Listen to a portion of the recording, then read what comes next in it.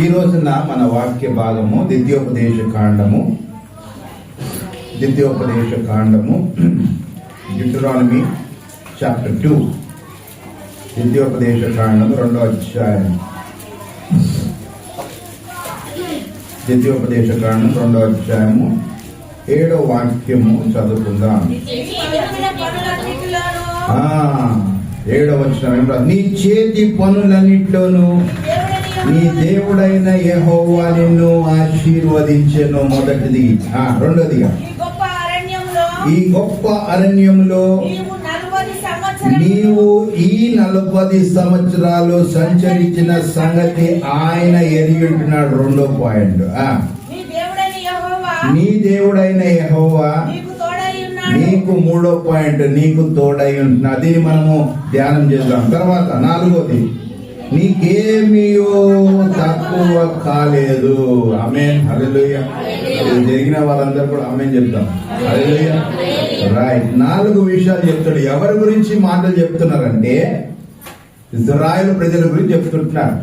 ఏ సందర్భంలో చెప్తున్నారంటే వాళ్ళు అరణ్య మార్గంలో 40 రాత్రులు 40 సంవత్సరాలు ఆ యొక్క అరణ్య మార్గంలో వాళ్ళు నడుస్తున్నప్పుడు మరి దేవుడైన యెహోవా ఈ కార్యములు వారికి చేసినట్టుగా చూస్తున్నాం. ఇదే మోషే వాళ్ళకి చెప్తుంటా, అయ్యా ఈ 40 సంవత్సరాల అరణ్యంలో మనం నడిచిన సంగతి ఇది సంగతి, దేవుడు ఈ విధంగా మనల్ని ఆశీర్వదించాడు చెప్తుంటున్నాడు. ఇజ్రాయెల్ ప్రజలు సూచించుకుంటూ ఇజ్రాయెల్ ప్రజలు 40 సంవత్సరాలు ఆ యొక్క అరణ్యంలో నడిచినప్పుడు దేవుడు వారి జీవితాలు ఏం చేశాడన్న సంగతి దేవుడైన యెహోవా మోషేకి తెలియజేస్తే మోషే ఈ సంగతులు చెప్తున్నట్టుగా చూస్తున్నాడు. నీ చేతి పనులన్నిటి మీద నీ దేవుడైన యెహోవా నిన్ను ఆశీర్వదించాలి. ఏ పనులైనా దేంతో చేస్తామమ్మా? దేంతో చేస్తాం కదా? చేయితోటే చేస్తాం. చెయ్యి చాలా అవసరం. తినాలన్నా చేయగల, పని చేయాలన్నా చేయగల కదా. కాబట్టి ప్రియమైన వాళ్ళరా, ఇజ్రాయెల్ ప్రజలతో చెప్తున్న మాట ఏమంటుందంటే నీ చేతి పనులన్నిటిలో నీ దేవుడైన యెహోవా నిన్ను ఆశీర్వదించాను. ఈ మాట మనకి పెట్టుకుంటే, మనం అప్లై చేసుకుంటే నిజమే కదా. ఆలోచిద్దాం. 2025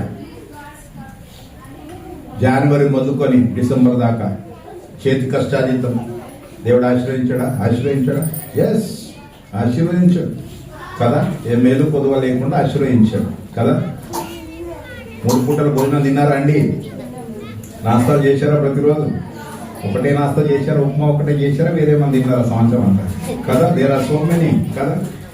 భోజనం చేసేటప్పుడు ఒక్కటే వెజిటేరియన్ తిన్నారా? వేరే 4 తిన్నారా కదా? ఎంత మంచి తృప్తి పడతారు. అందుకే ఒక చోట రాస్తాడు, మంచి గోధుమతో నిన్ను తృప్తిపరిచే దేవుడు మన దేవుడు. మంచి గోధుమతో తృప్తిపరచు. యా, వండర్ఫుల్ కదా. ఒకప్పుడు ఎట్లా ఉండే, దేవుడు నడిపించి ఈ రోజు నా పరిస్థితి లేదు కదా. ఈ రోజు మన చేతి కష్టాధితాన్ని ఆశీర్వదిస్తున్నాడు. మనం చేస్తున్న పనులను ఆశీర్వదిస్తుంటాడు. మన రాబడిని ఆశీర్వదిస్తుంటున్నాడు. మనల్ని ఆశీర్వాదకరముగా చేసింటున్నాడు దేవుడు కదా. ఎస్, అవును ప్రభు, ఇది ఒప్పుకోవాల్సిందే మనం. ఇది నిజం. నా జీవితంలో ఎస్ లార్డ్, నీ జీవితంలో ఎస్ లార్డ్, మా చేతి కష్టాధితాన్ని నీవు ఆశీర్వదించు. అదే చెప్తుంట మొదట, నీ చేతి పనులన్నిటిలో నీ దేవుడైన యెహోవా నిన్ను ఆశీర్వదించాను. నీ కుటుంబాన్ని ఆశీర్వదించాడు. నువ్వు చేసిన కష్టఫలం అంతా వృధాగా పోకుండా దేవుడు ఆశీర్వదించాడు కదా. కొన్నిసార్లు బాగా కష్టపడినాక నాకు ఎక్కడ కోపం వస్తుంది తెలుసా? డ్రని పోతుంటే పోలీసు ఆపేసి ఇది చలాన్ని కట్టాలి కష్టాలు కట్టాలని చాలా కోపం వస్తుంది కదా. ఎంత కష్టపడిన ప్రభావ ఏది నాయన కదా. అంటే మన కష్టాతీతంగా పెద్దగా పోతే మనకి బాధ కలుగుతుంది. కానీ మన చేతి పనుల అన్నిటినీ ఆయన ఆశీర్వదించి అది ఆశీర్వాదకరంగా నీకు ఉంచాడంటే అది నిజంగా దేవునికి నువ్వు మాకు కాదు యెహోవా, మాకు కాదు, నీ కృపాసక్తులను బట్టి నీ నామంకే మహిమ కలుగును గాక. దేవుని యొక్క వాక్యంలో 4-5 విషయాలు రాసి ఉంటాయి. చేతి పనులను ఆశీర్వదించడం. ఇక్కడ రాసి ఒకటి, ఇదిగో నీ దేవుడైన యెహోవా నీ చేతి పనులన్నిటినీ ఆశీర్వదించాడు. ఇంకెక్కడ రాసి ఉంది? ఎట్లా? యోబుని గురించి రాసి ఉంటాయి. యోబుని గురించి సైతాన్ వచ్చి దేవునితో ప్రశ్నిస్తుంది. మనం ప్రశ్నించిన ఆ సంభాషణలో దేవుడు యోబుని గురించి లేదా సైతాను యోబుని గురించి చెప్తారు. చూడ మాటలు చూద్దాం. యోబు గ్రంథం 1వ అధ్యాయం 10వ వాక్యం. అక్కడ ఒకటే మాట ఉంది, నీవు అతని చేతి పనిని అతి సంగతి అర్థమైందా? దీవించుచుండు చేత చేతి పనులని దీవించుట వలన అతని ఆస్తి ఏంటంట? దేశంలో ఎక్కువ అయిపోయిందంట కదా. అవునా? చేతి పనులతోటి కష్టపడి కొంచెం బువ్వ తిన్నా కొంచెం ఏం చేస్తాము, హలో పక్కలోకి ఇవ్వమండి, దాచిపెట్టుకో, పక్కలోకి ఇస్తావా? మంచిదే, అది వేరే సంగతి, కరెక్టే, మంచిదే, ఇవ్వద్దని చెప్పండి. కానీ మనకు వచ్చిన జీతం మనం ఏం చేస్తాము?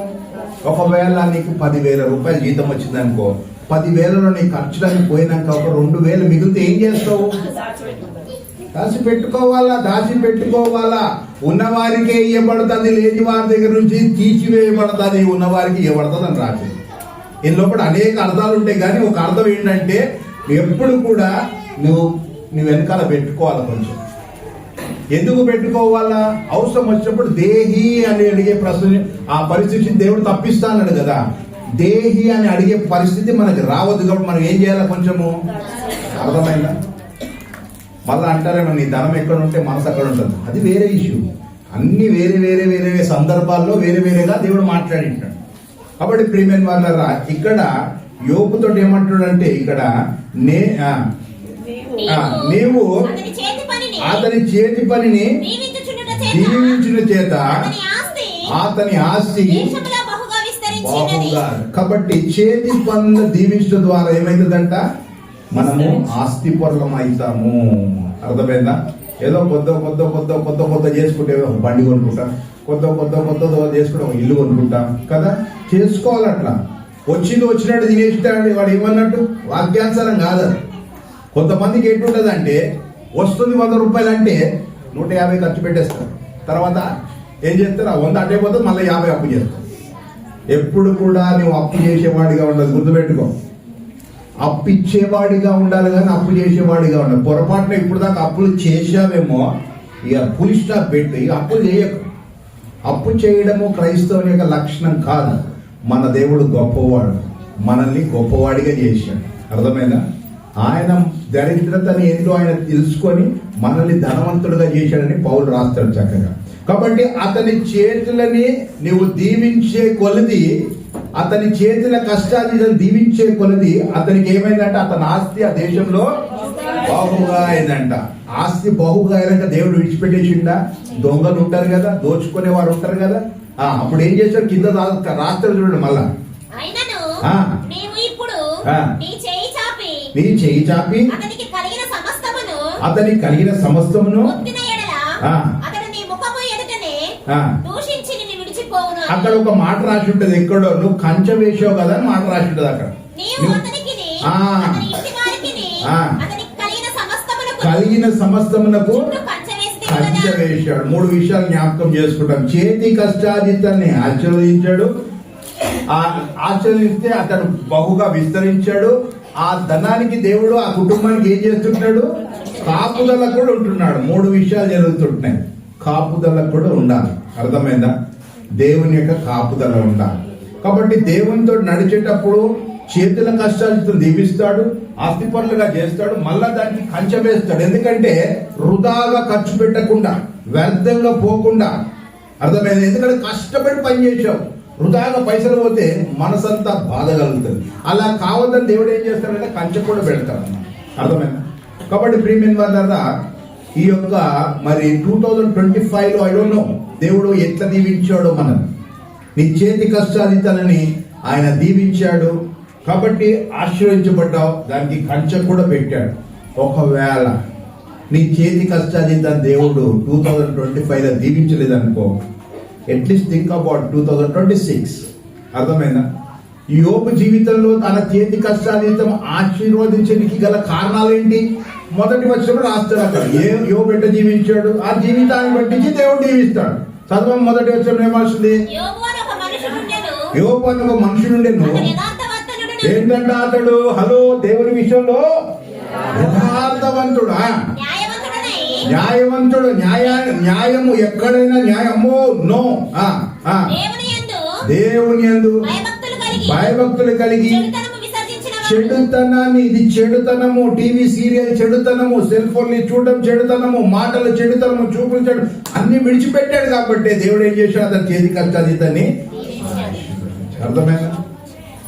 చక్కగా జీవిస్తేనే ఆశీర్వాదం. నువ్వు ఉల్టా జీవించి ఆశీర్వాదం కావాలంటే అది అప్పుడు అబ్బా మమ్మల్ని మర్చిపో. దేవుడు ఎవరిని మర్చిపోడు. అందుకే రాత్రుడు కదా, యెహోవా మమ్మల్ని మర్చిపోలేదు, ఆయన మమ్మల్ని ఎవరు చెప్పగలుగుతారు?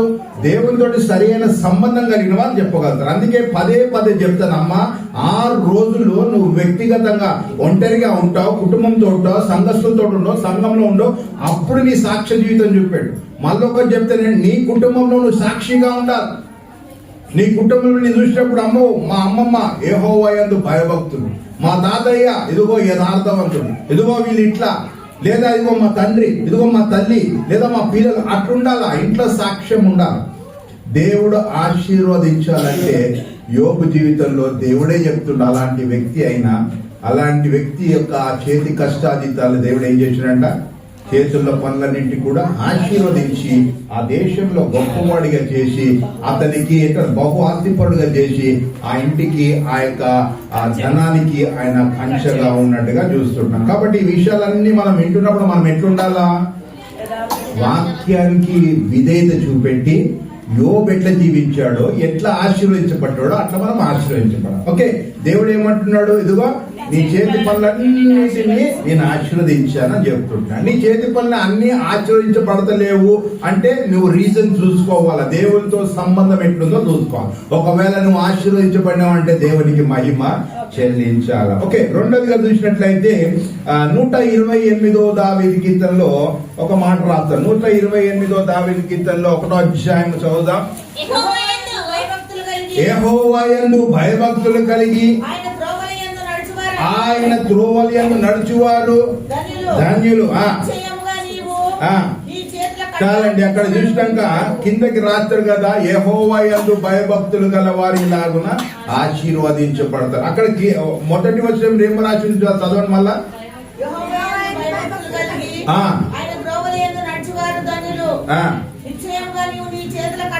ఇక్కడ ఏమన్నా, నిశ్చయముగా నీవు నీ చేతి కష్టాదితాన్ని అనుభవిస్తావు. చేతి కష్టాదితం మళ్ళా ఇక్కడ అర్థమైందా? ఎవరంటే ఆ చేతి కష్టాదితాన్ని అనుభవిస్తారు? భయభక్తులు. యెహోవా యందు భయభక్తులు అంటే నిర్వచనం ఏంటి? యెహోవా యందు భయభక్తులు కలిగి ఉంట చెడుతనాన్ని అసహించుకోవడమే. చెడుతనం అంటే ఏంటి? చెడుతనం అంటే ఏంటి? భర్త మీద అరవడం చెడుతనమా మంచిదా? చెప్పాలా? భార్యని కొట్టడం చెడుతనమా మంచితనమా? చెప్పాలా? మరి చెడుతనం చేస్తే దేవుడు ఎట్లా ఆశీర్వదిస్తాడు? నోరు పడేసుకుంటే చెడుతనమా? ఇతరుల మీద కోపం పెట్టుకుంటే చెడుతనమా?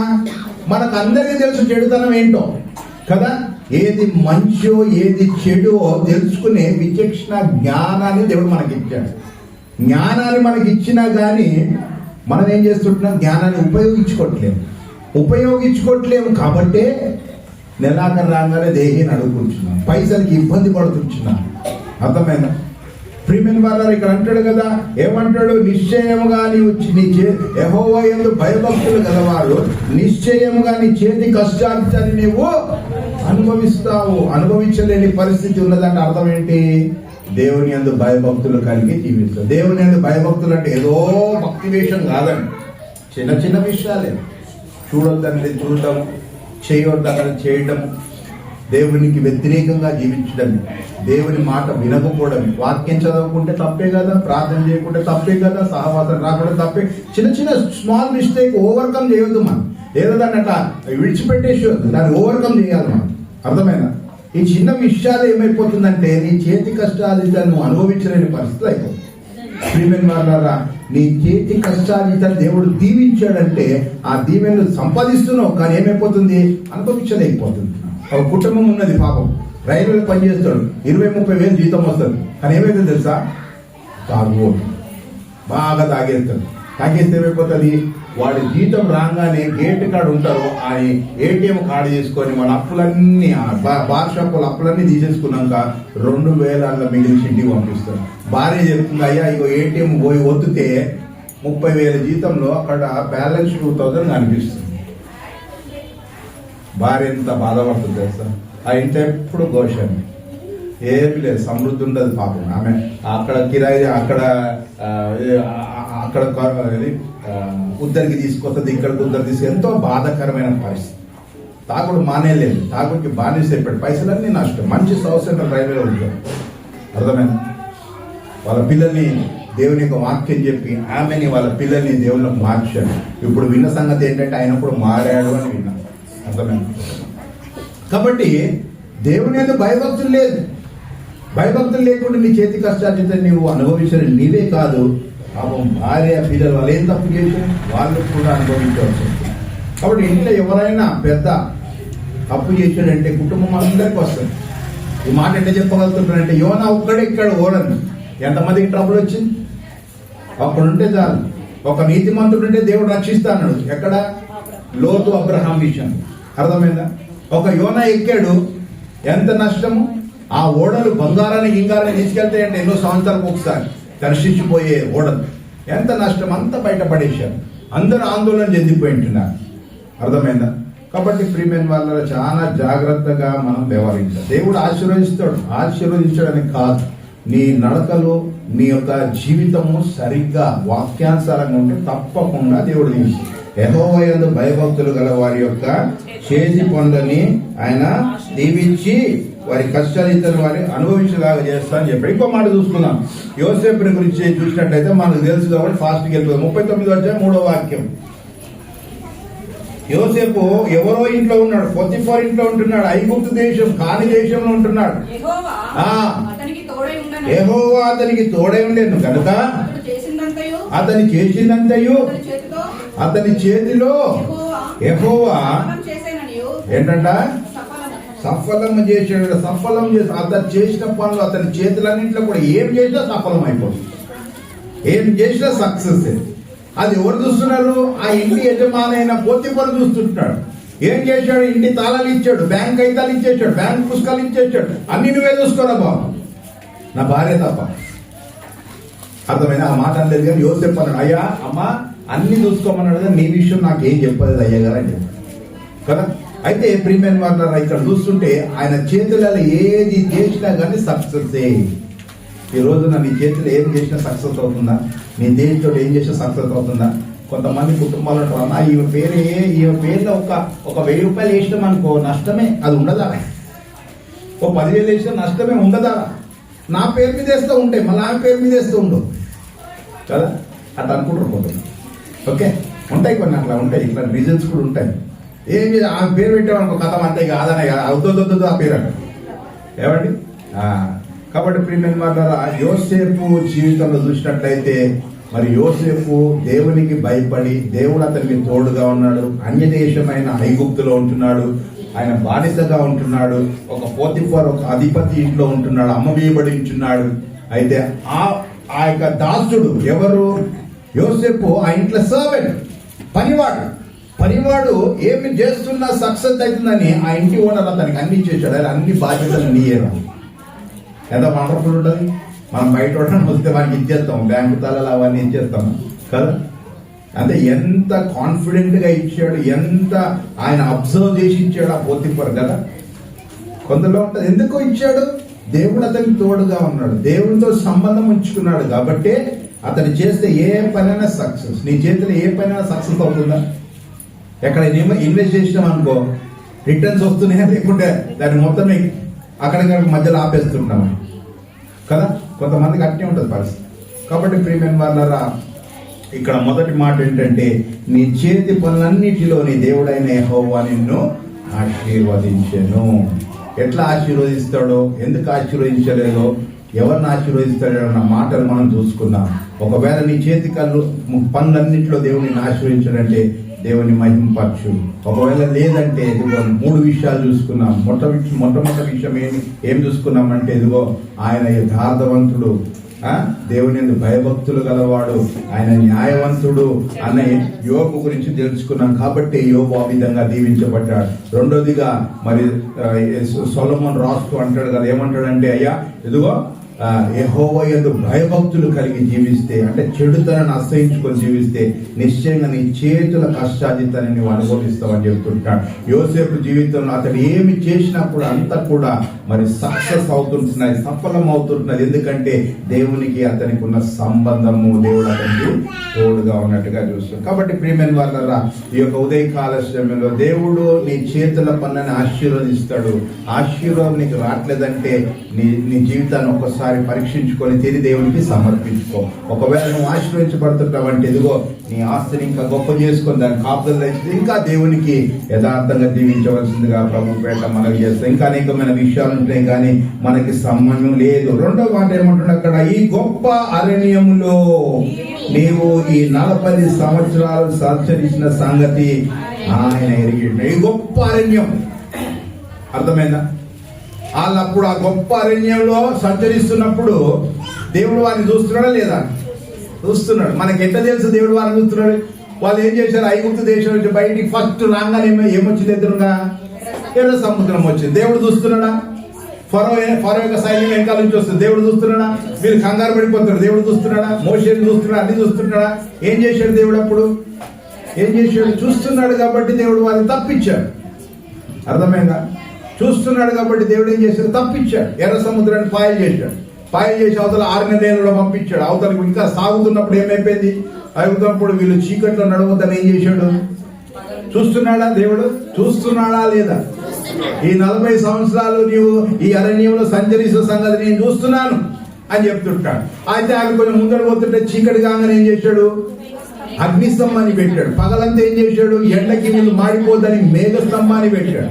తర్వాత కొంచెం దూరం పోయినాక ఏమవుతుంది? వీళ్ళకి దాహం అవుతున్నది. దాహం అవుతుంటే ఇక్కడ వీళ్ళు గునిగేటోళ్ళు గుణితనే ఉంటారు. అరణ్యంలో చంపుతావా, మాకు అక్కడ బాగున్నాయని గుణితోళ్ళు గుణితనే ఉంటారు. కానీ ఏం చేశాడు దేవుడు? బండని చీల్చి దారాలుగా నీళ్ళు ఇచ్చించున్నాడు. దేవుడు చూస్తున్నాడా? మరి ఇస్తున్నాడా కదా? ఇస్తున్నాడు. ఓకే, తర్వాత ఏమైంది? కొంత దూరం పోయినాక ఏమైతుంది? మాకు ఏమైతుంది? ఆకలి అవుతుంది.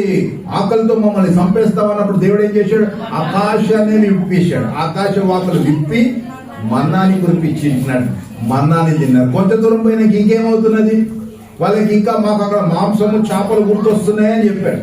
ఏం చేశాడు దేవుడు? చూస్తున్నాడా? వాళ్ళకి తృప్తిగా ఏమిచ్చాడు? బూరెల్ని ఇచ్చాడు, ఆకాశ పక్షులు ఇచ్చాడు అని చెప్పాడు. అర్థమైందా? చూస్తున్నాడా లేదా? అంటే ఈ 40 సంవత్సరాలు వీళ్ళు ఈ అరణ్యంలో పోతుంటే దేవుడు చూస్తుంటున్నాడు. ఈ అరణ్యం మనకేంటి?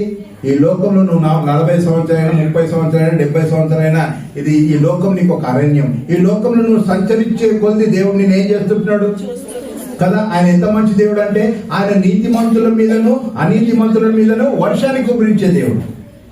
ఆయన నీతిమంతుల మీదను అనీతిమంతుల మీదను మంచివారి మీదను చెడ్డవారి మీదను సూర్యుని ప్రకాశింపజేసే దేవుడు. మత్తయి స్తోత్రం రాత్రి అన్నమాట కదా. మన దేవుడు ఏం చేస్తాడు? మంచివారికి సూర్యుడు ఉన్నాడా? చెప్పండి. పక్కన దేవుడు నమ్ముకో వారికి సూర్యుడు ఉన్నాడా? మరి ఇంకేమన్నావు? మంచి వారికి చెడ్డ వారికి వర్షాన్ని కుమరిస్తుంటాడా? అందరికి వస్తుంటారు. ఫలాలు ఆన్ చేసుకుంటారా? అంటే దేవుడు ఎంత మంచి దేవుడు! దేవుడు చూస్తుంటున్నాడు. కాబట్టి నువ్వు మంచివాడవో చెడ్డవాడవో కాదు, కానీ దేవుడు నిన్ను చూస్తుంటున్నాడు. ఈ యొక్క లోకమన్న అరణ్యంలో నువ్వు సంచరిస్తూ 40 సంవత్సరాలు వచ్చావేమో. అర్థమైందా? ఈ 40 సంవత్సరాల చరిత్ర నీకు తెలియదు కానీ దేవుడికి తెలుసు. ఎందుకంటే ఎవ్రీ డే ఎవ్రీ క్షణం ఆయన నేను చూస్తుంటున్నాడు. కాబట్టి దేవుడు నేను చూస్తున్నాడన్న ఆ యొక్క ఆలోచన కలిగి జీవించాలా? దేవుడిని చూస్తున్నాడని భయము కలిగి జీవించాలా? మన మీద ఎవడు చూస్తున్నాడులే, మా భర్త లేడు, భార్య లేదు, పిల్లలు లేరు అనుకోకు. దేవుడు చూస్తుంటున్నాడు. కాబట్టి దేవునికి భయపడు. నువ్వు ఏ పని చేసినా దేవునికి భయపడు. అర్థమైందా? Because he seeing. ఆయన చూస్తుంటున్నాడు. ఆయన చూసే దేవుడు. ఆయన కళ్ళు మూస్తే మనం ఏమైపోతాం? 2 నిమిషాలు కింద పడతాం కదా. ఎవ్రీ టైం ఆయన చూస్తుంటున్నాడు. అర్థమైందా? కాబట్టి ఇక్కడ అంటున్నాడు కదా. రెండోది ఏమంటున్నాడు తెలుసా? ఇక్కడ ఆయన మరి ఈ 45 సంవత్సరాలు ఈ అరణ్యంలో సంచరించిన సంగతి ఆయన ఎరిగి ఉంటున్నాడు. మన వయసు ఎంత అయినప్పటికీ నీవు లోకంలో సంచరిస్తున్న సంగతి మనం పుట్టిన రోజు మొదలుకొని ఇంకా కాదు. ఇంకా చెప్పాలంటే తల్లి గర్భంలో పిండంగా ఉన్నప్పుడే ఆయన కనుదృష్టి మనం మీద పడదు. ఆ రోజు నుంచి అర్థమైందా? ఇక ఎప్పటికి ఆడబోయేదాకా ఉంటుంది. మరి నరకంలో చూస్తున్నాడో దేవుడు చూసి బాధపడతాడు అంతే. అర్థమైంది? కాబట్టి ప్రియమైన వాళ్ళ చూస్తూనే ఉన్నాడు మన దేవుడు, చూస్తూనే ఉంటున్నాడు. అర్థమైంది. ఈ 40 సంవత్సరాలు కూడా ఆయన మనల్ని చూస్తుంటున్నాడు అన్న సంగతి చెప్తుంటాడు. అందుకే కొన్ని మాటలు రాసుంటున్నాయి చూడండి. కీర్తన 65 అధ్యాయం 11వ వాక్యం చదవండి. సంవత్సరములు నీకు దయా కిరీటము ధరింపజేస్తున్నాను, నీ జాడల సారాన్ని వెదజల్లుతున్నాను. సంవత్సరాలు నీకు ఏమిస్తుంటున్నాడు? దయా కిరీటం. ఎవరిస్తుంటున్నాడు? ఆ చూచే దేవుడు నీకు ఇస్తుంటున్నాడు. హలో, 2026 దేవుడు నిన్ను దయదలిచి ఇచ్చాడు, దయా కిరీటంగా ఇచ్చాడు. నువ్వు మంచోడు అని కాదు, నువ్వు ఇంకేదో అని కాదు. అర్థమైందా? నువ్వు చక్కగా ఆయన మాటను విని నడుచుకుంటావని కాదు. అర్థమైందా? ఆయన దయగల దేవుడు, ఆయన కనికరం గల దేవుడు, ఆయన కృపగల దేవుడు, నిన్నెంతో ప్రేమిస్తుంటున్నాడు. అర్థమైందా? ఆ సంగతి తెలుసుకో. కాబట్టి నీకు ఏం ఇస్తున్నాడు? దయా కిరీటంగా ఇచ్చాడు ఈ సంవత్సరం. నీ జాడలన్నింటినీ వెదజల్లుతుంటున్నాడు. ఆల్ ప్లేసెస్ లో నేను వర్ధలింపజేస్తుంటున్నాడు. అది గుర్తుపెట్టుకో, అది మర్చిపో. ఈ 40 years వీళ్ళు నడుస్తున్నారు కదా, ఈ లోకంలో మనం నడుస్తున్నాం. మన ఏజ్ ఎంత అయినప్పటికీ నడుస్తున్నాం కదా. దేవుడు ఏం చేస్తున్నాడు? సంవత్సరం కూడా దయాకీటంగా ఇస్తుంటున్నాడు, ఆయుష్ ఇస్తున్నాడు, ఆరోగ్యం ఇస్తుంటున్నాడు. అన్ని విషయాల్లో ఏ మేలు కొద్దు లేకుండా చేస్తుంటున్నాడు. ఇక మనం దేవుడికి ఎంత కృతజ్ఞత కలిగి ఉన్నాం కదా. దయాకీటంగా ధర్మ చేస్తుంటాడు. అంతేకాదు, అక్కడికి ఆపలే. కీర్తన అక్కడ ఏమంటుందంటే జాడల సారం వెదజల్లుతున్నాడు. అంటే మన యొక్క సరౌండింగ్స్ అన్నింటినీ కూడా ఆశీర్వదిస్తున్నాడు. ఎక్కడ కాలి పెడితే అక్కడ ఆశీర్వాదం, ఏ పని చేస్తే అక్కడ ఆశీర్వాదం దేవుడు మనకి ఇస్తుంటున్నాడు. 40 సంవత్సరాలు మనం నడిచిన దినాలని, లేదా మన వయసు ఎంత అయినప్పటికీ మనం నడుస్తున్న దినాలని ఈ లోకంలో, ఈ అరణ్యంలో దేవుడు చూస్తుంటున్నాడు. మరి సంవత్సరం కూడా దయాకీటంగా ఇచ్చి మనల్ని ఆశీర్వదిస్తుంటాడు అన్న మాట అక్కడ తెలియజేయబడుతుంది. అంతేకాకుండా ఇంకా చూడండి, ఇంకో మాట కూడా చూద్దాం. ద్వితీయోపదేశ కాండంలో 11వ అధ్యాయము 12వ వాక్యం చదువు. ఇంకా ఆయన మనకి దయాకీటం ఇవ్వడమే కాదు, మన జాడల సారం వెదజల్లడమే కాదు, ఇక్కడ ఇంకొక మాట అంటున్నాడు ఇజ్రాయెల్ ప్రజలతో. ఏమంటున్నాడు? 11:12 చదవండి. అది మీ దేవుడైన యెహోవా లక్ష్యపెట్టు దేశమా, మీ దేవుడైన యెహోవా కన్నులు సంవత్సరాది మొదలుకొని సంవత్సరాంతం వరకు ఎల్లప్పుడు దాని మీద ఉంటాయంట. దేని మీద ఉంటాయి? ఆయన లక్ష్య పెట్టే పట్టణం మీద ఉంటాయి. అంటే అర్థం ఏంటి? అందుకే ఈ మాటకి చిన్న ఉదాహరణ ఏంటంటే, లోకం అంటే ఎవరు? లోకం అంటే మనుషులు కదా. అందుకే ఒక ఆయన అంటాడు, పండితు ఏమంటాడంటే, లోకం అంటే మట్టి కాదు, లోకం అంటే మనుషులు. కాబట్టి ఆ పట్టణం మీద ఉంటాయంటే ఎవరి మీద ఉంటాయి? పట్టణం మీద ఉన్న ప్రజల మీద ఉంటాయి అని చెప్తున్నాడు. కాబట్టి ఇక్కడ చూడండి, అందుకే ఇక్కడ ఏమంటాడు? 40 దినాలు సంచరించే సంగతి నేను ఎదుగుతానని చెప్తే, ఇక్కడ దేవుడి యొక్క వాక్యం అంటుంది ఆయన కనులంట మనల్ని చూస్తా ఉన్నాయని చెప్తుంది కదా. సంవత్సరాంతి అంటే స్టార్టింగ్ టు ఎండింగ్, ప్రతి రోజు, ప్రతి నిమిషం, ప్రతి గంట, ప్రతి సెకండ్ కూడా దేవుని కళ్ళు నీ మీద ఉంటున్నాయి. నువ్వు దేవుని మర్చిపోవచ్చు, నీ కళ్ళు అటు ఇటు తిరగవచ్చు, కానీ దేవుని కళ్ళు ఎప్పుడు తిరగవాలి కదా. మనం దేవుని మర్చిపోయి మన కళ్ళు ఇటు పోతాయి, ఇటు పోతాయి. కానీ దావీదు ఎప్పుడు అనలే, అయ్యా నా కళ్ళు అటు ఇటు పోనీకు, నీ ధర్మశాస్త్రంలో ఆశ్చర్యకార్యం చూడాలా, నా కళ్ళు తెరవమని చెప్తాను. అర్థమైందా? ఏదేమైనప్పటికీ రెండోదిగా ఏంటంటే, ఆయన అంటున్నాడు కదా, సంవత్సరాది మొదలుకొని సంవత్సరాంతం వరకు నీ మీద, నీ భర్త మీద, నీ పిల్లల మీద, ఇంకెవరెవరు ఉంటారో వాళ్ళందరి మీద దేవుని యొక్క కన్ను దృష్టి ఉంటుంది. అర్థమైందా? ఆ పట్టణం మీద ఆయన కళ్ళు ఉంటున్నాయి, సంవత్సరాది మొదలుకొని సంవత్సరాంతం వరకు అనేసి అక్కడ తెలియజేయబడుతున్నట్టుగా చూస్తుంటాం. ఇంకొక మాట చూసుకుందాం, 3 మాటలు చూస్తాం. మొట్టమొదటి మాట ఏంటండి? దేవుడు 40 సంవత్సరాలు నువ్వు ఈ అరణ్యంలో సంచరించే సంగతి నాకు తెలిసి అంటే అర్థం ఏంటి తెలుసా? దేవుడు సంవత్సరాలు దయాకీటంగా ఇచ్చాడు, జాడల సారం వెదజల్లుతుంటాడు. సంవత్సరాలు మొదలుకొని సంవత్సరం దాకా ఆయన కన్ను దృష్టి ఉంటుంది. కాలికి దెబ్బ తాగకుండా, ఎండ తాగకుండా, వర కాకుండా అన్నిట్లో కాపాడుతూ ఆయన కన్ను దృష్టి పెట్టి మనల్ని నడిపిస్తుంటున్నాడు. మూడోది ఏమంటాడు? హబక్కుకు 3వ అధ్యాయం 2వ వాక్యం చదవండి. హబక్కుకు 3:2. యెహోవా సంవత్సరములు జరుగుతుండగా నీ కార్యము నూతనం. ఏమంటే సంవత్సరం జరుగుతున్నప్పుడు దేవుడు అంటే స్టాగ్నేట్ గా మనం పెట్టలేదు. నూతన కార్యాలు జరుగుతున్నాయి మన జీవితంలో. అవునా కాదు? నూతన కార్యాలు జరుగుతుంటున్నాయి, ఆశ్చర్య కార్యాలు జరుగుతుంటున్నాయి, ఆశీర్వాద కార్యాలు జరుగుతున్నాయి మన యొక్క జీవితాల్లో, మన కుటుంబాలు. అంటున్నాడు కదా, యెహోవా సంవత్సరములు జరుగుచుండగా నీ కార్యములు నూతన పరుచుచున్నావు. నూతన పరచుమంటే నూతన పరుచుచున్నావా? సంవత్సరములు జరుగుతుండగా, సంవత్సరములు జరుగుతుండగా వాగ్దానం తోడనో, దైవజనుల తోడనో, తలంపుల ద్వారానో ఏదో దేవుడు తెలియజేస్తుంటాడు. అమ్మా ఇటు నడుచుకో, అమ్మా ఇటు నడుచుకో, అమ్మా అయ్యా ఇది చెయ్యి, అయ్యా ఇది చెయ్యి. మంచి తలంపులు, మంచి ఆలోచనలు దేవుడు మనకి దయచేస్తుంటాడు. అందుకే అక్కడ అంటున్నాడు కదా, సంవత్సరం జరుగుతుండగా దానిని తెలియజేస్తుంటున్నావు, నీ కార్యములు తెలియజేస్తుంటున్నావు, మా పట్ల మీ సంగతులు తెలియజేస్తుంటున్నావు, ఆశీర్వాదకరమైన సంగతులు దేవుడు తెలియజేస్తుంటున్నాడు. అర్థమైనా? సంవత్సరం జరుగుతుండగా ఏమంట అక్కడ, సంవత్సరములు జరుగుతుండగా నీ కార్యములు నూతన పరుస్తుంటావు. ఒకటి, సంవత్సరం జరుగుతుండగా వాటిని నాకు తెలియజేస్తుంటాం అంటాడు. అంతేకాకుండా దాని కింద ఒక మాట చాలా బాగుంటుంది, కోపించుచునే వాటి వండర్ఫుల్ కదా. ఏసన్న గారు పాట రాదు, కోపించుచునే ఆశ్చర్యము చూపెట్టమని చక్కగా రాశాడు కదా. దేవునికి ఒక చోట నువ్వు చేసే పనులను బట్టి కోపం వస్తుంది, కానీ కోపం మంచి కొన్ని ఆశ్చర్యం చూపెడుతుంటాడు. అంత గొప్ప దేవుడు. సంవత్సరాలకి దయచేస్తుంటున్నాడు. కోపం వస్తున్నది, ఓర్చుకుంటున్నాడు. ఇక బాగుపడతాడేమో, ఇక మారతాడేమో, ఇక నా పనులు చూస్తుంటాడు కదా, మారతాడేమో అని దేవుడు చూస్తూ కోపించుచునే ఈ సంవత్సరం అన్న నోరింపు ప్రార్థన చేస్తాడేమో, నోరింపు దేవుని స్తుతిస్తాడేమో, ఈ సంవత్సరం అన్న విజ్ఞాపన ప్రార్థనకు వస్తాడేమో, ఈ సంవత్సరం అన్న ఇంట్లో కూర్చోకుండా ఉపవాస ప్రార్థనకు వస్తాడేమో, ఈ సంవత్సరం అన్న కొంచెము బల్లెక్కి మన కార్యక్రమం చేస్తాడేమో, ఈ సంవత్సరం అన్న ఆత్మ రక్షణ కొరకు ప్రార్థన చేస్తాడేమో, ఈ సంవత్సరం అన్న ఇతరులకు సువార్త చెప్తాడేమో అని దేవుడు ఏం చేస్తుంటాడు, చూస్తున్నాడు. కానీ నువ్వేం చేస్తున్నావు, కోపం తెప్పిస్తున్నావు దేవుని పని చేయకుండా. దేవుడు ఏం చేస్తుంది, కోపం మనం కొడతాడు. ఏం చేస్తుంటున్నాడు, కాబట్టి ప్రియమైన వాళ్ళ 3 విషయాలు చెప్పాము.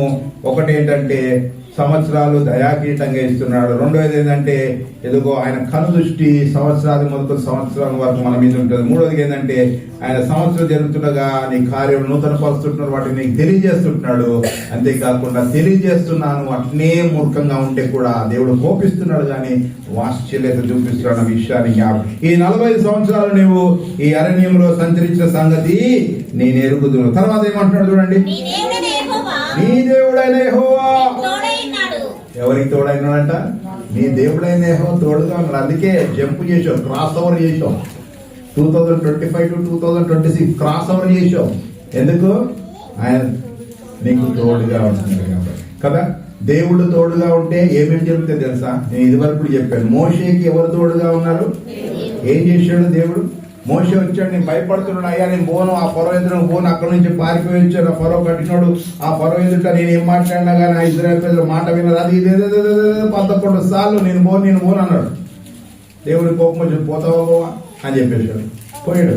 నువ్వు పో, నువ్వు కాదు మాట్లాడేది, నేను నీకు తోడుగా ఉంటా, నేను మాట్లాడిపిస్తా, ఫరో ఎదుట నేను నిలబెడతా, నేను చేస్తా, నేను నీకు తోడుగా ఉంటాను. పదే మోషేకి చెప్పినాడు. మోషేకి పోయినాక దేవుడు మోషేకి తోడుగా ఉన్నాడు కాబట్టి ఆ క్రూరుడైన ఆ ఫరోని, అంతేకాకుండా ఆయన హృదయం ఇంకా కఠినమయ్యి ఆ ఇజ్రాయెల్ ప్రజలు పంపించలేదు. దేవుడే అతని హృదయాన్ని కఠినం చేశాడు. అలాంటి పరిస్థితిలో కూడా మోషే అక్కడ ఉండి ఆ ఇజ్రాయెల్ ప్రజల 6 లక్షల కాల్బలాన్ని విడిపించుకొని అరణ్య మార్గంలో వాళ్ళని మరి కానానికి నడిపించినట్టుగా చూస్తాం. అంటే దేవుడు తోడుగా ఉంటే ఇంపాసిబుల్ థింగ్ ని కూడా పాసిబుల్ చేసుకోగలుగుతావు.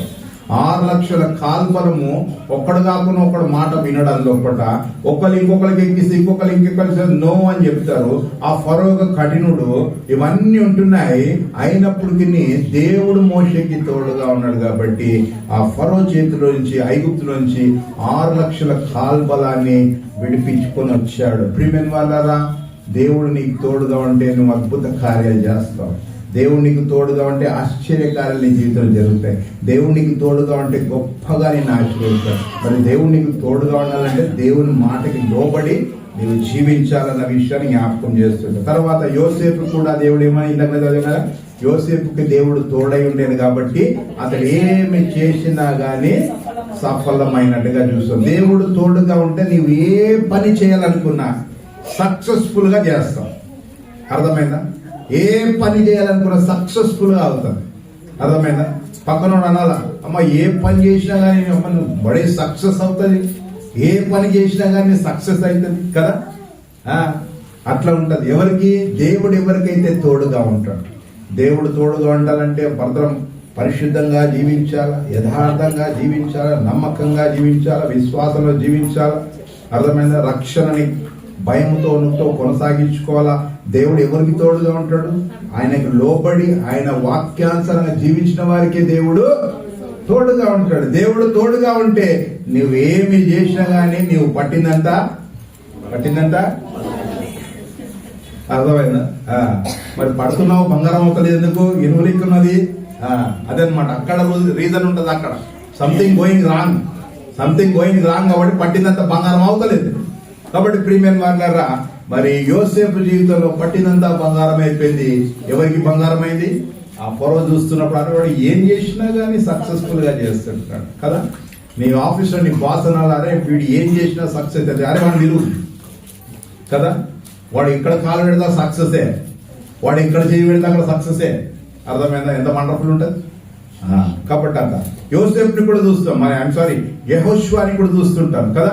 యెహోషువ పిర్కుడు అంటే దేవుడు అంటాడు కదా, మోషేకి తోడై ఉన్నట్లు యెహోషువని నీకు తోడై ఉంటాను. ఎట్లా తెలుసా? నువ్వు భయపడుతుంటావు కదా, ఎలాంటి పరాక్రమశాలి మనుషుడైనా నీ ఎదురుగా నిలబడి. ఈ మాటకి మనం సమర్థిద్దామా? చూడండి, ఈ మాట చదువుతాం. ద్వితీయోపదేశ కాండము. అవును ప్రభువా, yes Lord, this is the way. ఇదే, అందుకే నువ్వు నాకు తోడుగా ఉన్నావు. 4వ వాక్యం చదవండి. అనగలుగుతాం మనం. మీ దేవుడైన యెహోవాను హత్తుకొని మీరందరూ నేటి వరకు సజీవులైన. చెప్పగలుగుతాం ఈ మాట? దేవుడైన యెహోవా నిన్ను హత్తుకొని జీవించినందుకు మీరు సజీవులుగా ఉన్నారా అంటున్నారు. అవునంటారా?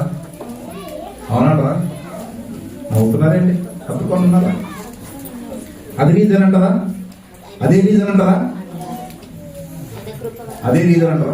అట్లా ఉండాలా ప్రీమియం వారు. దేవుడు ఏదో ఆయన కనికరించి కృప చూపెట్టి నీకు ఒక సంవత్సరం ఎక్స్టెండ్ చేయించాడు, నీ మంచితనాన్ని బట్టి కాదు. దేవుడు ఆలోచన ఏంటంటే, అయ్యా ఈ వాక్యం నీ జీవితంలో నెరవేర్చబడాలి. ఏంటి ఆ వాక్యం అంటే, మీ దేవుడైన యెహోవాను హత్తుకొనిన మీరందరూ నేటి వరకు సజీవులైన. ఒక చోట కీర్తనకారు రాస్తాడు, ముసలి కాలమందు వారు చిగురించెదరు. అట్లుండాలి మనం. అబ్రహాము బహుకాలం గడిచిన వృద్ధుడైన యెహోవా దాన్ని అన్ని విషయాలలో ఆశీర్వదించాడు. ఇది కావాలి మనకి.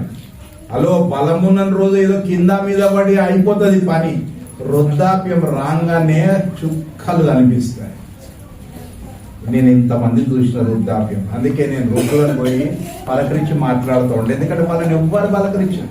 డాక్టర్ చెప్పినాక, అరే వయసు కదా నాన్న, మనం ఏం చేయలేము, టేకర్ హోమ్ అంట. వయసు కదా నాన్న కదా. ఎట్లుంటది ట్రీట్మెంట్ చేయరు కొంతమంది డాక్టర్స్. యంగ్స్టర్స్ ని చూస్తుంటారు. ఎందుకంటే నేను వేసిన మంది వానికి ఏది ఇచ్చినా వానికి బలం ఉంది కాబట్టి తట్టుకొని వాడు బాగుపడతాడు. ఈమెకి బలం లేదు, మంది పట్టమంటే ఎందుకు నేను నా చేతికి వెళ్ళి ఓటాలంటూ ఇట్లాంటి థాట్స్ అనేకమైన ఉంటాయి. అర్థమైనా? కాబట్టి నువ్వు యంగ్ గా ఉన్నప్పుడు ఇటో అటో ఉగులాడుకుంటే నడిచిపోవు. ముసలోని అవుతావు కదా, అప్పుడు ఉంటుంది తమాషా. అయితే అబ్రహాం గురించి ఏం చెప్తున్నా తెలుసా? అబ్రహాము బహుకాలం గడిచే వృద్ధుడయ్యాడంట. అన్ని విషయం దేవుడు ఆశీర్వదించాడంట. అట్లాంటి ఆశీర్వదం కుటుంబ విషయంలో ఆశీర్వదించాడు, ఆస్తి విషయంలో ఆశీర్వదించాడు, పనుల విషయంలో ఆశీర్వదించాడు, అన్ని విషయంలో ఆశీర్వదించాడు దేవుడు. ఆరోగ్య విషయంలో ఆశీర్వదించాడు. ఇలాంటి ఆశీర్వాదం కావాలి. కాబట్టి ఇలాంటి ఆశీర్వాదం సంపాదించుకోవాలి. రేపు పొద్దుగా నీకు ఇలాంటి ఆశీర్వాదం కావాలంటే ఇప్పుడు ఆ పునాది ఇప్పుడు వేయాలి.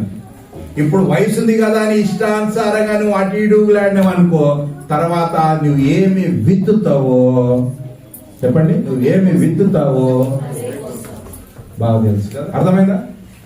లిమిట్స్ ఉంటాయి దేనికైనా. నీ చదువుకి లిమిట్స్ ఉంటాయి, నీ ఫ్రెండ్షిప్ కి లిమిట్ ఉంటుంది, నీ యొక్క పనులకి లిమిట్ ఉంటుంది. అర్థమైందా? అన్నిటికీ లిమిట్ ఉండాలి. కానీ ఏం చేస్తాం, దేవుని లిమిటెడ్ చేసి మనం అన్లిమిటెడ్ గా కదా, అన్లిమిటెడ్ గా వెళ్ళిపోతుంటాం. దేవుని లిమిట్ చేసి అందుకే ఎక్కడున్న గొంగడు అక్కడే ఉంటుంది. ఆశీర్వాదాలు నీకు సడన్ గా ఏమైనా అవసరంగా ఉన్నది, అనారోగ్యం ఉన్నావు, ప్రభువా దయచేయండి, దేవుడు ఎట్లా దయచేస్తాడు? గుర్తుపెట్టుకో అమ్మ, రేపు పొద్దుగాల దేవుడు నాకు నా ప్రేయర్కి ఆన్సర్ ఇవ్వాలా, నేను బాగలేనప్పుడు దేవుడు నాకు ఆన్సర్ ఇవ్వాలంటే ఏం చేయాలి? నువ్వు ఇప్పుడు చక్కగా ఉండాలి.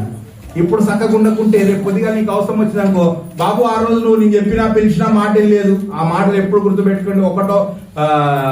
సామెతలు ఒకటో అధ్యాయము 1-24 నుంచి ఎప్పుడు కంటతోండిపోవాలి. నా మైండ్ పడిపోయినాయి, అర్థమైందా? ఈ రోజు దేవుడు పిలిచినప్పుడు చక్కగా ఉండు. చక్కని వాక్యం వింటున్నావు కదా, మీరు ఎట్లా నడుస్తున్నావు? దేవుడు ఏమంటున్నాడు? అయ్యా నీ చేతి పనులన్నింటినీ నేను ఆశీర్వదించాను, ఈ యొక్క అరణ్యంలో నువ్వు సంచరిస్తున్న సంగతి నాకు తెలుసు, ఇంకా నేను నీకు తోడుగా ఉన్నాను. ఇట్లా మాటలు చెప్తున్నాడు. చెప్తున్నప్పుడు ఎస్ ప్రభువా, ఎస్ లార్డ్, ఇంకా చక్కగా ఉంటాను అని అనుకుంటాం అనుకో, మంచిగా బ్రతికేస్తాం. లేదు అనేసి నువ్వు వంకర టింకలు పోయినావు అనుకో, కథం అనుభవిస్తాం. గుర్తుపెట్టు, ఏమి చేసినా కానీ ఈ లోకంలో నువ్వు అనుభవించినాకనే పోతావు. గుర్తుపెట్టుకో, అది వాక్యం చెప్తుంటది. దావీదు ఒక్క తప్పు చేశాడు, ఎన్ని కాన్సిక్వెన్సెస్ వచ్చినాయి తెలుసా ఆయనకి? ఎన్ని శ్రమలు పడ్డారో ఈ లోకంలో జీవిస్తున్నప్పుడు. ఎందుకు బ్రతుకుతున్నారా నాయన నేను అన్నాడు అనుకున్నాడు. ఎవరు దరి చేరలేదు పాపం. అలాంటి పరిస్థితి. కొడుకులే భయంకరం, ఇంట్లో అన్నతమ్ములు అక్క చెల్లెల మధ్యలో భయంకరం. ఎన్నో భయంకరమైన విషయాలు ఆయన కళ్ళతో చూసి చెవులతో విని మనసులో బాధపడ్డాడు. ఎందుకు? ఒక్క తప్పుకో. అర్థమైనా? నీ జీవితంలో ఎన్ని తప్పులు చేస్తున్నావో వాటన్నిటికీ రీపే చేసినప్పుడు నీకు బలం అయిపోతుందిగా, బ్రతికిన శవం లేకుంటావు నువ్వు. అర్థమైందా? ఈ మాటలు ఈ రోజున శామ్యూల్ పాస్టర్ చెప్తున్నాడు, విను చెవులా. నువ్వు చూడు, ఒక రోజు శామ్యూల్ పాస్టర్ చెప్పిన మాటలు గుర్తురావా? అర్థమైందా? నేనేదో నా మాటలు చెప్తున్నా, వాక్యం మాటలు చెప్తున్నా. కాబట్టి బి వెరీ కేర్ఫుల్. అర్థమైందా?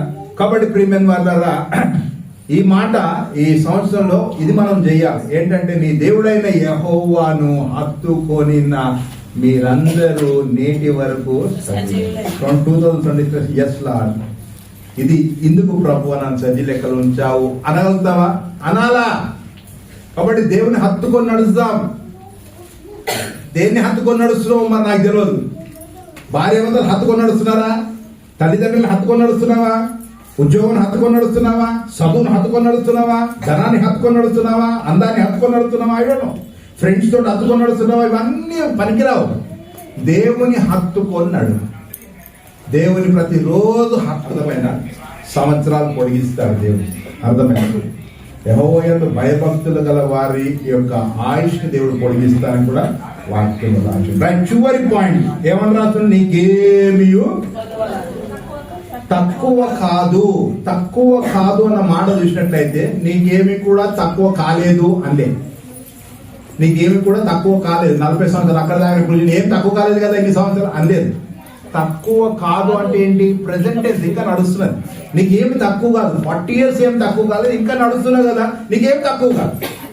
చక్కని మాట అక్కడ రాస్తుంటాడు, నీకేమి కూడా తక్కువ కాదు. భగవానికి చెప్పి ఆ మాట నా జీవితం నెరవేర్చాను. ఏమి తక్కువ కాదు కదా. తక్కువైతే బాధపడాల్సింది. ఏమి ప్రభు అని బాధపడాల్సింది. ఏమి తక్కువ చేయకయ్యా కదా, ఏమి తక్కువ చేయక. కీర్తనలో 2 మాటలు ఉంటాయి, వాటిని చదువుకుందాం. 34వ కీర్తన 9వ అధ్యాయం చదవండి. ముగించేస్తున్నా. యెహోవా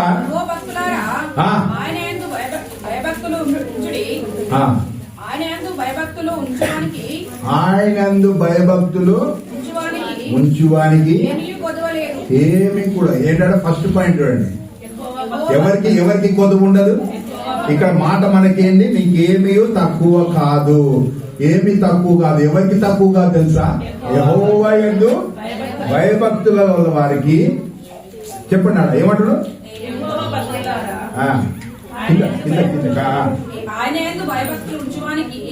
ఏమి కొదవ. దేవుని యందు భయభక్తులు కలిగి నువ్వు జీవిస్తే ఏమి కొదవ ఉండదండి. అర్థమైందా? నీకు కొదవ ఉన్నదా? కొదవ ఉన్నది అంటే అర్థం ఏంటి? భయభక్తులు లేదు నీకు దేవుడు అంటే. సరేలే మళ్ళీ చూసుకుంటాం అట్లా కదా. అరే మందిరంలో ప్రార్థన ఉంది కదా, మళ్ళీ చూసుకున్నాం కదా. ఇంకేంటి? దేవునికి ఇది చేయాలి కదా, మళ్ళీ చూసుకున్నాం. దేవునికి ఇవ్వాలి కదా, మళ్ళీ చూసుకున్నాం కదా. కాబట్టి ప్రియమైన వారు ఎవరికి ఏమి కొదువు ఉండదు తెలుసా? దేవునికి భయపడేవారు. దేవునికి భయపడే ఎన్నిసార్లు వాక్యంలో రాసిందో, fear God, obey God, do according to the word.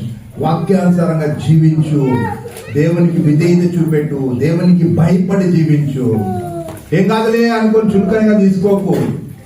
రేపు పొద్దుగా నీకు అనారోగ్యం ఉన్నప్పుడు దేవుడు అంటాడు, ప్రభువా అంటే ఏం కాదులే అన్నదానికి ఎట్టుంటది? కాదు ప్రభు, ఏదో అవుతుంది ప్రభువా, ఏం కాదులే అంటే ఎట్టుంటది? పోనీ దేవుని పక్కన వెళ్ళదు. పాత్ర గారు వచ్చినాక అయ్యో ఇగో ఇట్లా అన్నాడు డాక్టర్, ఏం కాదులే అంటే ఏ మనిషినా అనుకుంటాం కదా. లేదా ఇగో ఇట్లా అయిపోతుంది అట్లా అయిపోతుంది, ఏం కాదులే అని అనుకో, ఎట్టుంటది కదా. అరే నీకు తెలుసా తెలియదు ఏం కాదు అంటున్నాడు, ఎంత సీరియస్ ప్రాబ్లం, ఏం కాదులే అంటున్నాడు, గట్నే అవుతుంది మరి. అర్థమైందా? ఏం కాదులే, దేవుని వాక్యమే కదా, ఇవాళ కాకుండా రేపు చేద్దాంలే, ఇవాళ బలం ఉన్నది కదా అని అనుకుంటావా? నో. అర్థమైందా? ఏమంటున్నాడు? ఎవరికి తక్కువ కాదు, ఎవరికి కొదవ ఉండదంటే దేవునికి భయపడు వారికి ఏమి కూడా తక్కువ కాదు అని చెప్తాడు. తర్వాత ఇంకో మాట ఉంది అక్కడ, రెండోదిగా 10వ వచనం చదవండి.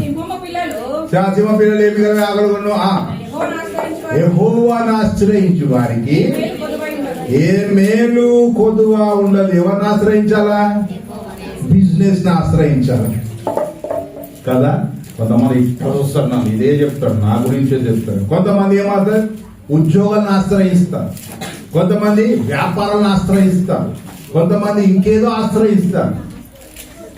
అర్థమైందా? సింహ పిల్లలు ఏమి గలవే ఆగలుగును, యెహోవాను ఆశ్రయించు వారికి. యెహోవాను ఆశ్రయించడం అంటే ఏంటి? టైం ఉన్నప్పుడు ఆశ్రయించడమా? దేవుడు ఒక విధి పెట్టాడు, బాబు ఆదివారాలు మందిరం రావాలా, ఇక కలుసుకోవాలి, వారం అంతా ప్రార్థన చేసుకుని, ఇట్లా కొన్ని విధులు పెట్టాడు. నీ ఇష్టం వచ్చినట్టు నువ్వు చేసుకుంటే కాదని. పర్వాలేదులే ఆదివారం మనీ ఇంకా టీవీలో కూడా వస్తుందో చూసుకుంటా అంటే కుదరదు. ఎక్కడ పోయినా అక్కడ తెలుగులో చూసుకుంటే కుదరదు. దేవుడు అట్లా చెప్పలేదు. యేసుక్రీస్తు ప్రభు వారే మందిరానికి వెళ్ళాడు కదా. ఎట్లా ఎడా ప్రకారంగా పోయాడంట ఆయన, మందిరంలో వాక్యం చదివాడు ఆయన. అర్థమైందా? కాబట్టి ప్రియమైన వాళ్ళరా, యెహోవా యందు భయభక్తులు గల వారికి ఏ మేలు కదా కొదువన.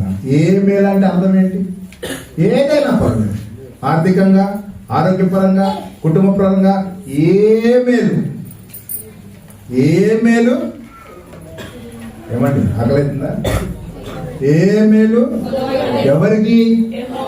నాకు, యెహోవా యందు భయభక్తులు కలిగిన నాకు అనుకోండి. ఈ 2026 సంవత్సరం దేవుడు దయాకీటంగా ఇచ్చాడు. ఎందుకు? నీకే మేలు కొదువ చేయొద్దు అనేసి. కాబట్టి నువ్వు ఎట్లా జీవించాలా? భయభక్తులు కలిగి జీవించాలి. వాక్యానికి విధేయత, దేవునికి విధేయత, దేవుని సన్నిధానికి విధేయత, దైవజనుడికి విధేయత. అర్థమైందా? ఆ విధంగా జీవించినట్లయితే దేవుడు ఏమి అంటాడు కదా, వారికి ఏమియో తక్కువ కాదు. ప్రజెంట్ టెన్స్ తక్కువ కాదు ఎప్పటికీ కదా. యోబుని దీవించేస్తాడు దేవుడు. పోతే కూడా 200 ఇచ్చేస్తాడు మళ్ళా. వండర్ఫుల్ లైఫ్ యోబు కదా. అతని చేతి కష్టాలు దీవించి ఆస్తులు ఇంత, ఆ దేశమంతట్లో గొప్పవాడు అంట ఆయన. ఆ తూర్పు సైడ్ అంతా కూడా ఏదో గొప్పవాడు ఆయన వంటి ధనవంతుడు లేడంట. అట్లా చేసేస్తాడు. మళ్ళా నీకు నీ కుటుంబాన్ని అన్నిటికీ కంచె వేసేస్తాను అంత గొప్ప దేవుడు. కాబట్టి ప్రియమైన వారా, మనం ఎట్లుండాలా? చక్కగా దేవునికి భయభక్తులు కలిగి మనం జీవించాలా, కృతజ్ఞత కలిగి మనము జీవించాలి. 4 విషయాలు చూసుకున్నాం. నీ చేతి పనులన్నిటిలో నీ దేవుడైన యెహోవా నిన్ను, yes Lord. తర్వాత ఈ గొప్ప అరణ్యంలో ఈ 40 సంవత్సరాలు నీవు సంచరించిన సంగతి నేను ఎరుగుదు. yes Lord. నా కుటుంబ సంగతి అంతా నీవు ఎరిగి ఉంటాం. నీ దేవుడైన యెహోవా నీకు తోడై ఉన్నాడు. అవును ప్రభువా, కరెక్ట్. తర్వాత నీకేమీయో తక్కువ. Yes Lord. నీవు ఉంటే నాకేమి తక్కువ. పాట పాడతారా? నీవు ఉంటే నాకు చాలు యేసయ్య, ఏమి తక్కువ కాదు. ఓకే, తలొంచండి, కళ్ళు మూసుకోండి, ప్రార్థన చేసుకున్నాం. విన్న వాక్యంలో ఎక్కడైనా నాకు సరిపోతలేదంటే కనీసం అక్కడ రిపెంట్ అయ్యి దేవుని వైపు చూచి, ప్రభువా ఈ 4 విషయాలు నా జీవితంలో, నా కుటుంబంలో జీవితంలో జరగాలి. కాబట్టి ఇంకో చెప్పిన వాక్య ప్రకారం నేను జీవిస్తాను, నీకు హత్తుకొని జీవిస్తాను నాయన, నీకు భయభక్తులు కలిగి జీవిస్తాను. ప్రభా ఈ 2026 సంవత్సరము it will be different life for me lord. God Fearing life, దేవునికి భయపడే జీవితం, దేవుని హత్తుకొని జీవించే జీవితం, దేవుని యొక్క పరిచయంలో జీవించే జీవితం, ప్రభువా నీ వాక్యానుసారంగా జీవించే జీవితం. ఎస్ లార్డ్, ఇలాంటి జీవితం నేను కోరుకుంటున్నాను ప్రభువా. నన్ను బలపరిచి నాకు దయచేయి. ఇదిగో సంవత్సరం అంతంలో ప్రభువా, ఇదిగో మీరు నన్ను హత్తుకొని జీవించినందుకు నీకు ఆయుష్యాలి ప్రభువా. మీరు అట్లుండాలి మా జీవితం. ఇదిగో మాకు ఏమేలు కొదవ లేకుండా చేయాలి ప్రభువా.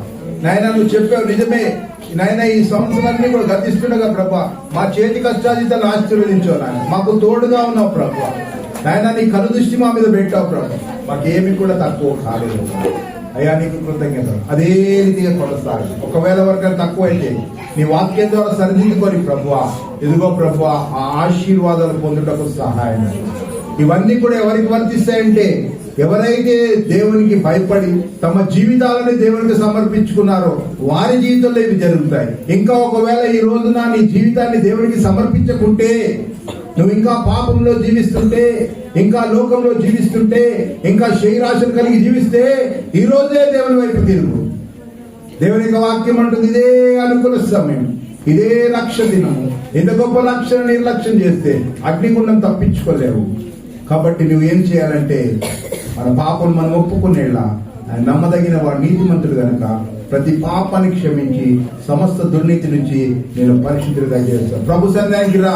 ప్రభువా నేను పాపిని నాయన, ఇదిగో నా పాపాలు ప్రభువా ఆ దేవుని సన్నిధిని ఒప్పుకొని విడిచిపెట్టినట్లయితే ఆయన శిలువ రక్తంలో నీ పాపాలు కడుగుతాడు, నిన్ను శుద్ధీకరిస్తాడు, నీ హృదయంలోకి వస్తాడు, నీ దేవుడుగా ఉంటాడు, నీకు శాంతిని సమాధానాన్ని ఇదిగో నిత్య జీవాన్ని దేవుడు. ఇలాంటి అనుభవం నీకు ఉంటున్నదా?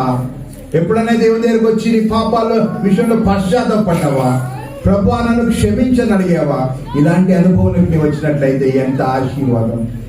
ఈ రోజైనా ఈ నూతన సంవత్సరంలో నీ పాపాలని విడిచిపెట్టేసేయి, నీ చెడుదనమంతా విడిచిపెట్టేసేయి, నీ లోక స్నేహితులను విడిచిపెట్టేసేయి, నీ లోక సంబంధమైన అలవాట్లను విడిచిపెట్టేసేయి. ఇంకెంత కాలము దేవునికి దూరంగా జీవిస్తావు? ఇంకెంత కాలం నష్టపోతావు? ఇంకెంత కాలం కష్టాలు ఉంటావు? ఇంకెంత కాలం మనశ్శాంతి లేకుండా జీవిస్తావు? ఈ 2026 సంవత్సరం దేవుడు నిన్ను ఆశీర్వదించాలనుకుంటున్నాడు, నీకు తోడుగా ఉండి నడవాలనుకుంటున్నాడు, నీ చేతి పనులని ఆశీర్వదించాలనుకుంటున్నాడు. దేవుని దగ్గరికి రా. ప్రభువా నేను పాపినయ్యా, నన్ను క్షమించు నాయన, నీ రక్తంలో నా హృదయం కడుగు ప్రభువా, నన్ను నీ పిల్లగా తీర్చుకో నాయన, నా హృదయంలోకి నీవు రా ప్రభువా. నీ పశ్చాత్తాపంతో నీ పాపం ఒప్పుకొని దేవుని సన్నిధికి వచ్చినట్లయితే దేవుడు నిన్ను క్షమిస్తాడు. నువ్వు రావడమే ఆలస్యము, ఆయన నేను క్షమించడానికి సిద్ధమంచగల దేవుడు అంటున్నాడు. ఈ రోజైనా నువ్వు దేవుని దగ్గరికి వచ్చి నీ పాపాన్ని ఒప్పుకొని విడిచిపెట్టి ఒక నూతనమైన జీవితం ప్రారంభించు. ఈ నూతన సంవత్సరంలో నూతనమైన జీవితం ప్రారంభించు. దేవునితో చక్కగా నడుచుకో. ప్రార్థనలో, వాక్యంలో, విశ్వాసంలో, సహవాసంలో, సంఘ పరిచర్యలో నువ్వు ఎదుగు. ఇదే దేవుడు నిన్ను కోరుతున్నాడు కదా. ఏమన్నా దూలాలం ఏమంటున్నాడా? బంగారాలు ఏమంటున్నాడా? అయ్యా నా బిడ్డ నువ్వు నా కొరకు వాడబడాలా, నా సన్నిధిలో నీవు ఉండాలని దేవుడు కోరుతున్నాడు. ఎందుకు పారిపోతున్నావు? ఎందుకు ఈ తుచ్చమైన లోక సంబంధమైన జీవితం, లోక సంబంధమైన పాపానికి నువ్వు పరుగులెత్తున్నావు? నాశనానికి తీసుకెళ్ళిపోతుంది, నరకానికి తీసుకెళ్ళిపోతుంది, పోకముందు రోగాలు పెడుతుంది, పోకముందు బాధ కలిగిస్తుంది. ఇదిగో ఈ రోజే దేవుడి వైపు తిరుగు. దేవుడు తన 2 హస్తాలను చాపి ఆ కల్వరి శిలువలో నుంచి నీ వైపే చూస్తుంటున్నాడు. నా బిడ్డ ఒక సంవత్సరం దయాకీటంగా ఇచ్చాను, నా వైపు తిరుగు నాయన, నా వైపు తిరుగు. నీ పాప జీవితాన్ని విడిచిపెట్టు. ఇంకా నష్టాల్లోకి పోకుండా, ఇంకా కష్టాల్లోకి పోకుండా, ఇంకా భయంకరమైన పరిస్థితుల్లోకి పోకుండా నా వైపు తిరగమని దేవుడు నీ వైపు చూస్తుంటున్నాడు, ఆశతో చూస్తుంటున్నాడు. ఈ రోజైనా నీ హృదయం దేవుడికి ఇస్తామని చూస్తుంటున్నాడు. అయ్యా దేవుడి నుంచి దూరంగా పోకుండా ఆయన, నువ్వు దేవుడి నుంచి దూరంగా పోయి ఏమి సంపాదించలేవు, ఏమి చేయలేవు, అసమాధానంగా జీవిస్తావు. దేవుని అంగీకరించినట్లయితే సమాధానం, సంతోషం, నెమ్మది అన్ని దేవుడు కలగజేస్తాడు. నీకు తెలుసు ఆ పాపాన్ని విడిచిపెట్టుకోలేకపోతున్నావు. అంత బాగానే ఉంది, ఆ ఒక్క పాపాన్ని విడిచిపెట్టుకోలేకపోతున్నావు, ఆ కోపాన్ని విడిచిపెట్టుకోలేకపోతున్నావు, ఆ సిగరెట్ విడిచిపెట్టుకోలేకపోతున్నావు, ఆ కవర్లు విడిచిపెట్టుకోలేకపోతున్నావు, ఆ సీరియల్ విడిచిపెట్టుకోలేకపోతున్నావు, ఆ సెల్ ఫోన్ లో చెత్త విడిచిపెట్టుకోలేకపోతున్నావు, ఆ దోస్తులను విడిచిపెట్టుకోలేకపోతున్నావు. ఆ తుచ్చమైన తాగును విడిచిపెట్టుకోలేకపోతున్నావు. నీ శరీరాన్ని దేహాన్ని నాశనం చేసుకుంటున్నావు. ఇంకెంత కాలం చాలు, ఇక చాలు. ఇక ఒకవేళ నువ్వు ఈ సంవత్సరం దేవుని మాట వినకుంటే భయంకరమైన పరిస్థితులకు వెళ్ళిపోతావు. వద్దు ప్రభువా, వద్దు నాయన, నీవే నాకు కావాలని దేవుని సన్నిధానికి రా. ఆయన పాదాలు పట్టుకో, ఆయన దగ్గర క్షమాపణ పొందు. నీ జీవితం ఆశీర్వదించబడుతుంది. నీ చేతి పనులు ఆశీర్వదించబడతాయి. దేవుడు నీకు తోడుగా ఉంటాడు. ఆయన కనుదృష్టి మీద ఉంటుంది. నీకేమి కొదువ కాదు. ప్రార్థన చేసుకుందాం. పరిశుద్ధుడా, ప్రేమగల తండ్రి, మీ ఘనమైన నామానికి స్తుతులు స్తోత్రం ప్రభువా. ఈ 2026 సంవత్సరం ప్రభు మొదటి పునరుద్ధాన దినం స్పష్టంగా ప్రభువా నీ వాక్య భాగం ద్వారా మాతో మాట్లాడినది కృతజ్ఞతాస్తుతులు చెల్లించుకుంటున్నాం ప్రభువా. విత్తబడిన వాక్యం ప్రభువా ప్రతి హృదయంలో నాటండి, నీరు కట్టి ఫలింపచేయండి. అయ్యా నాయన, విత్తబడిన వాక్యం ప్రభువా వృధాగా పోకుండా సహాయం చేయండి. నీ మాటలు జీవం గలవి ప్రభువా. ఈ జీవం గల మాటలు ప్రభువా వారి జీవితాల్లో జీవాన్ని ప్రవేశింపజేయడం సహాయం, వారి జీవితాలను వెలిగించి వారికి ప్రార్థన చేస్తారు. చీకట్లో జీవిస్తున్న వారికి వెలుగుని దయచేసిన దేవుడు ప్రభు సహాయం చేయండి. 2026 సంవత్సరంలో ఆశీర్వాదకరంగా దీవెనకరంగా ప్రభు మాకు ఉంచమని ప్రార్థన. నీ వాగ్దానాలన్నీ మా జీవితంలో నెరవేర్చండి. అట్టి కృప దయచేయండి. ఇంతపాటు వాక్యాన్ని బట్టి నీకు వందనాలు ప్రభు. కృతజ్ఞతలు చెల్లించుకుంటూ ఏసే పెట్టి ప్రార్థన వేడుకుంటున్నాను తండ్రి. ఆమేన్.